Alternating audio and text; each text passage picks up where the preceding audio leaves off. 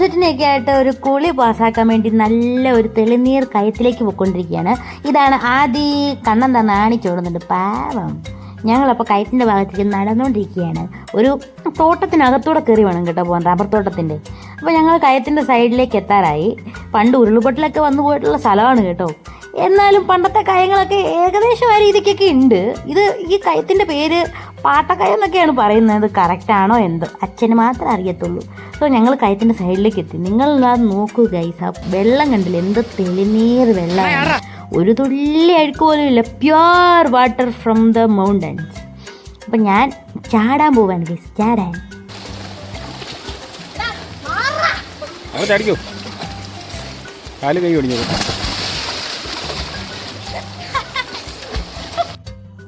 നീന്തുന്ന കണ്ടാൽ തോന്നുന്നു നല്ല ഗംഭീരമായിട്ട് നീന്തലറിയുന്നു, വെറുതെയാണ് ഗൈസ്.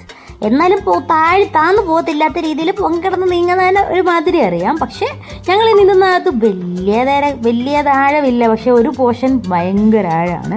ആ ഒരു സൈഡിലേക്ക് നീന്താൻ ആരെങ്കിലുമൊക്കെ ഹെൽപ്പ് വേണം. അപ്പോഴത്തേനും കണ്ണനും എൻ്റെ ബ്രദറിനും നന്നായിട്ട് നീന്തലറിയാം. അതുകൊണ്ട് അവന്മാർ ആ ഭാഗത്ത് നന്നായിട്ടൊക്കെ ചാടുന്നുണ്ട്.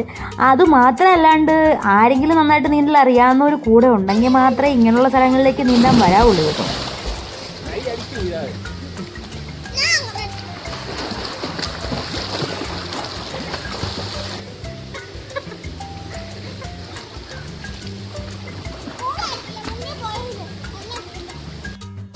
അപ്പോൾ ഈ വീഡിയോ എല്ലാവർക്കും ഇഷ്ടമായെന്ന് വിചാരിക്കുന്നു. എല്ലാവരും സേഫ് ആയിട്ടിരിക്കുക. അടുത്ത വീഡിയോയിൽ കാണുന്നതുവരെ ദിസ് ഈസ് അഞ്ജു ബീഡക്കി സൈനിങ് ഓഫ്.